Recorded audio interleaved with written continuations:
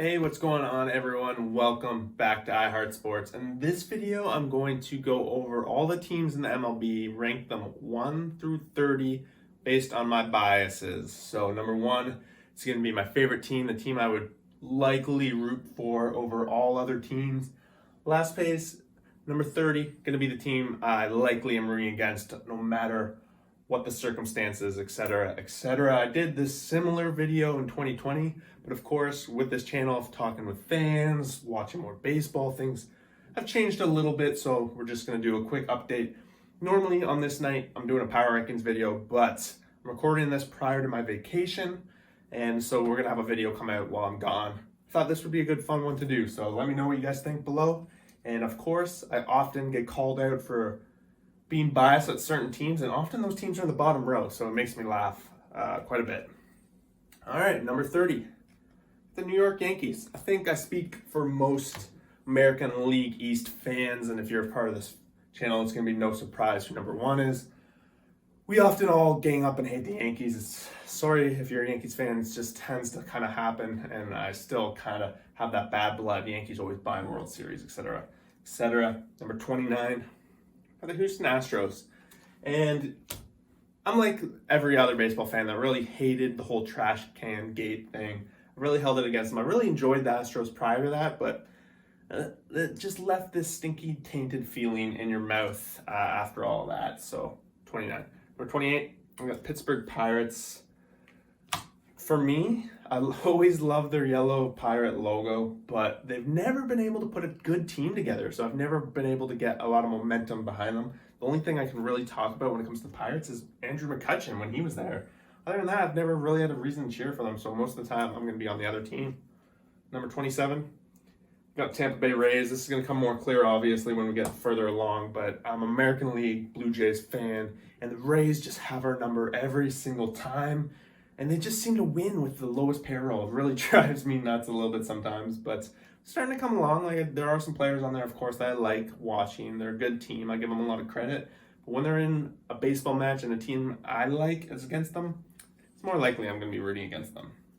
Number 26, got the Texas Rangers. A lot of bias here against the Rangers dating back a couple years ago in the playoffs. Odor and Batista used to scrap it up all the time. When I was growing up in the 90s and early 2000s, the Rangers were constantly winning that American League West, and they were very much a powerhouse with Young as a big part of that team. Never really grew on me as a team to cheer for, so that puts them why they're in number 26. Number 25, we're going to round out the top 3 of the American League East, of course. I'm going to have that bias. My number 1 team is in that division. The rest of the teams are unlikely going to suffer, but at the end of the day, I do appreciate a good team. Like, I understand Boston's a great team this year. The bats are awesome. They have Chris Sale, all this fun stuff. But most nights, I'm going to be rooting against them. Number 24, Cleveland Indians. Of course, as you can see, a trend here, American League teams tends to be where most of my bias are against. The Indians, again, one of those teams that blocked the Blue Jays from going deep in the playoffs late. They were a solid team for a long time, and they always seem to have my number. So that's that. Number 23, New York Mets. I don't know what it is with the New York Mets. I just have never been able to get behind them and root for them. Maybe it has a little bit to do with them seeming to be a splasher in free agency, always seeming to put in big contracts, and the team I cheer for can't get it done so much. Maybe it's the trade that they got Syndergaard from us, all this stuff, but I just never seem to be able to get behind the Mets as a whole. Doesn't mean I don't like them. They're a good team overall, and we'll see how that goes. Number 22, the St. Louis Cardinals. They just don't do it for me. They took up one of my favorite players, Nolan Arenado, was a big part of why in my last video the Rockies were number 2. They get him, but they just, I don't know, it's just something that I've never been able to get behind them too much. They were very fun to watch, obviously, when they were winning World Series with Pujols and stuff. Molina's an all-star catcher, but it's just one of those teams I just don't seem to get behind on a regular basis. Number 21, we got the Twins. Another team that's just, they never put something together to get me to get behind them. They always had a good team in the regular season as of late, but in the playoffs, nothing to get me in on them on the ground floor. Number 20, I would say I'm moving up a little bit, and a lot of it has to do with this channel, of course. We got the Baltimore Orioles. We have some Orioles fans that are often active in this channel, and what can I say? I can appreciate that they know what it feels like to suffer as much as a Blue Jays fan. So they have moved up a little, but they were definitely much lower. Still kind of grinds my gears that for the most part they get the Toronto's number. No matter how good they are, they still manage to steal some wins off of us. Number 19, we got the White Sox. Another one of those teams that's just sometimes too good and really beat up my team. Other than that, I don't know what else to say. Like, biases, you can really see a lot of American League teams showing up. Number 18, we're kind of getting into teams that I don't have too strong of opinions on, like the Arizona Diamondbacks. They're not a team I cheer for on a regular basis, not a team I really root against on a regular basis. We're going to see that for a lot of these middle teams. Number 17, we got the Padres. They probably were a little bit higher, but I didn't really appreciate, and I got a little bias against them going out and getting stacked and not being able to perform. I got a little disappointed in that, so put them in 17. Number 16, we got the Brewers. They're kind of one of those teams that I know Brewers fans aren't going to like this, but everyone kind of forgets about them in that Central. Even though they're dominating this season, a lot of people do tend to forget, and they don't get the credit they deserve. And it might show up from time to time in my biases that I just don't give them the credit that they definitely deserve. I'm not going to say they don't. Number 15, Nationals. They definitely used to be higher, but then they got rid of one of my favorite players, Trey Turner. Juan Soto was somebody to look forward to, but other than that, I don't have a lot of cheering interest in the Washington Nationals. They're definitely in one of those sell-off situations. We got Kansas City Royals, number 14. Same kind of story, middle of the pack. Used to root for them a lot when they were a little bit stronger. I liked kind of the roster they had in the mid-2000s with Hosmer and all of those guys, but of course, it's a whole different team, whole different ballgame now. Not a whole lot going for them, but don't hate them too much. Detroit Tigers, they're moving up in my books. Starting to really enjoy their young talent, their young rotation. I have an idea of where they're going in the future, and I like what I see. So I tend to root for them on a given day. Number 12, the Chicago Cubs. Usually, this one's probably going to fall down a little bit ever since they traded off. Obviously, all their core, their team's going to be a lot different, so this one could change going forward. But with close friends who are Cubs fans, it always impacts me to have a little bit of rooting interest in the Cubs. Number 11, we got the Oakland A's. Like I say, other than Moneyball, just makes me appreciate a team like the Oakland A's. What else can I say other than that? Number 10, got the Giants. I do root for the Giants. Like my West Coast, people might say I have East Coast bias. I've heard people say that to me all the time. Long story short is I live on the West Coast. I grew up on the East Coast, but I do live on the West Coast. So if anything's going to happen, I do have West Coast bias, I would say. Giants being one of those. I like how they picked up Kevin Pillar. I like how they give some ex-Blue Jays have played there. I like the stadium. Buster Posey, all these guys, very big fan of them. Number 9, I got the Cincinnati Reds. Joey Votto plays a big part of that, of course, being fellow Canadian.